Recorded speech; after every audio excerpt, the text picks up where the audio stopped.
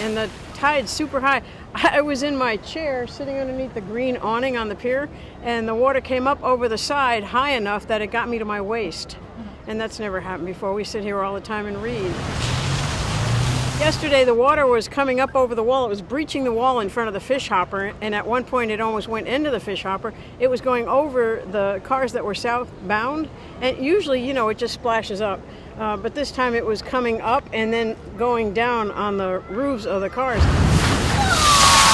And there was a gentleman in a motorized wheelchair, and the water came underneath the pier railing and flooded out his engine.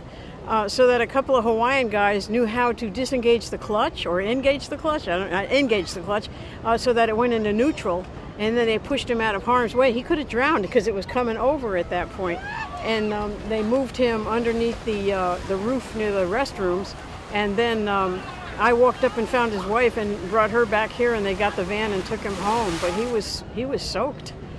He was soaked, and it was just. It was crazy looking, you know.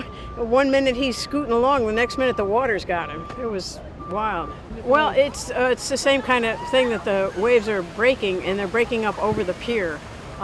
That's the people that were reboarding to go back on the ocean liner were soaked. The water came up over the side of the pier and hit them, and I don't think they expected that. They kind of looked they looked surprised, but they also kind of looked delighted at the same time. So I thought that was pretty Hawaii. Yeah, I think everybody's delighted. It seems like yesterday and today, with the ocean having so much energy, it seems to energize the population, and I haven't seen a frowning face. Everyone seems very happy.